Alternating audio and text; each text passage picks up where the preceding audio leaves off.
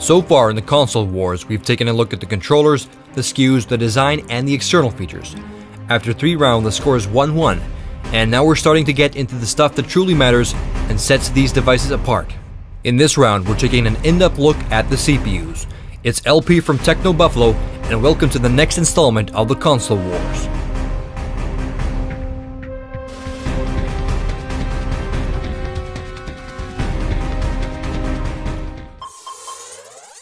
Back in the good old Nintendo Entertainment System days, no one really talked about CPUs and GPUs when it came down to game console performance. Back then it was all about the bits. First there was the 8-bit systems, then 16, and eventually systems with a whopping 64 bits of graphics processing power. Pretty amazing stuff. But these days, you probably wish it was that simple. Game console hardware is something one doesn't slap together overnight. A lot of consideration is put into the hardware because the life cycle of game consoles can be from 5 to 10 years. The most important factor for game console hardware is to be balanced on all levels. This is obviously quite a task to achieve on a limited budget.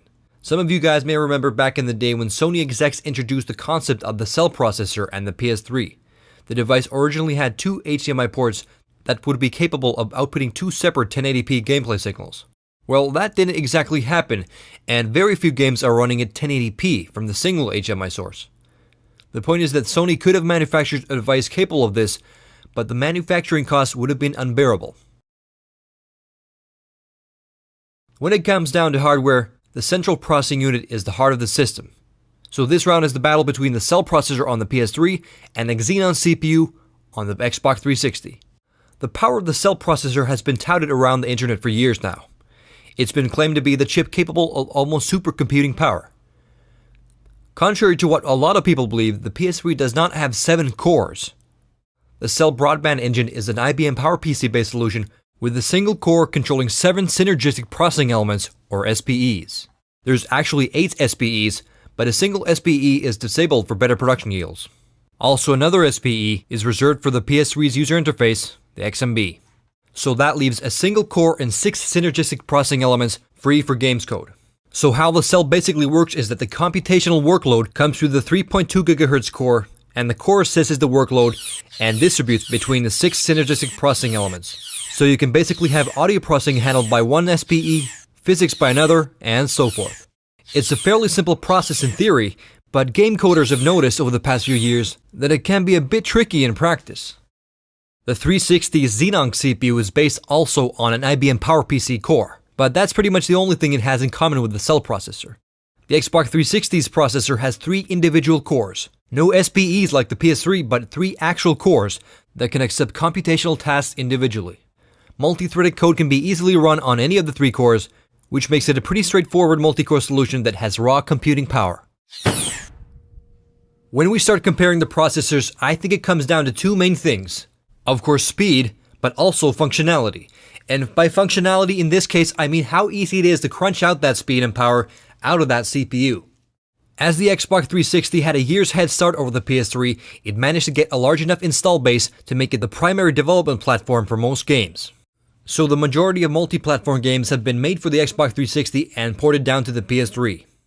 And because the primary processing element, or the single core on the PS3, is similar to the single cores on the Xbox 360's processor, it's fairly easy to get the same game working on the PS3, but it's not going to be running as well if you do not take advantage of the 7 SPEs. So a large number of multi-platform games have been running thus far mostly on the cell single core, leaving the synergistic processing elements mostly unused. And unfortunately, it shows.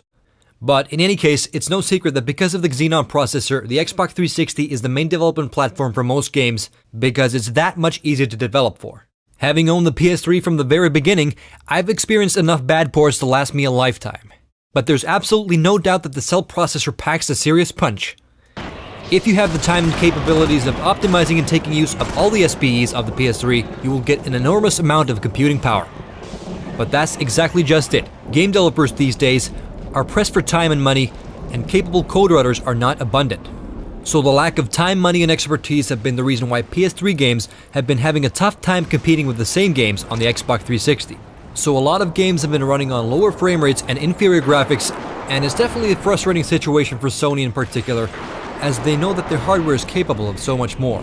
Luckily, the PS3 counterparts have been improving as developers learn how to better code for the PS3, but unfortunately some major developers like Valve have stated that they will not be developing for the PS3 for this reason. It's too much of a hassle and they simply don't have the resources. But the PlayStation 3 and the Cell processor definitely have a few aces up their sleeve, namely some very capable first-party developers like Naughty Dog, who will put in the extra mile to crunch out the PS3's, well, hidden potential. The guys at Naughty Dog have admitted that with Uncharted 2 they've for the first time been able to take almost 100% use of all the PS3's SPEs. And they've actually managed to take a substantial load of graphics processing off the shoulders of the GPU and pass it over to the Cell processor, which is definitely an impressive feat, as CPUs normally aren't designed to handle complex graphics calculations. Having played through Uncharted 2, I can say that it's definitely one of the best looking games made to date, and it really shows off how well the PS3 can handle physics, animations, and high-res textures with a constant frame rate. 2009 has been a very good year for Sony. They've finally come out with some IPs that really show off what the PS3 can do that the Xbox 360 can't. And according to the game developers at Naughty Dog and Guerrilla Games, it's largely thanks to the Cell processor. But this generation has proven that the time for exclusives is coming to an end. One Sony exclusive like Final Fantasy and Metal Gear Solid are now being developed for the Xbox 360. And even the continuation for exclusivity of the Gears of War series on the Xbox is not confirmed. It's simply a matter of economics. Games are increasingly expensive to develop, and the install base of a single platform is just not enough. Multi-platform games are the future, and from this perspective, no matter how much power first-party developers crank out of the Cell processor, multi-platform developers like EA and Ubisoft will not be putting extra hours to make the PS3 counterparts run or look any better than the Xbox 360 versions. In fall 2008, I would have declared the Xbox 360 a winner in this round, but the games released this year have really proven the Cell processor's potential, and in my opinion they've finally shown some stuff that the PS3 can do that the Xbox 360 can't. The Xbox 360 Xenon CPU is more than a capable processor, but game developers have admitted that they've already hit the limits of the CPU.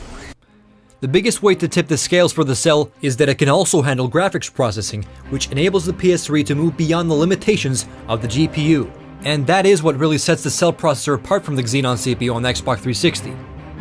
The PlayStation 3 takes the processor around by a slight edge and puts the PS3 ahead of the Xbox 360 in the total score. So I guess the $400 million Sony invested in the Cell broadband engine is starting to pay off. GPUs are up next, so stay tuned for the next round of the console wars. LP signing out.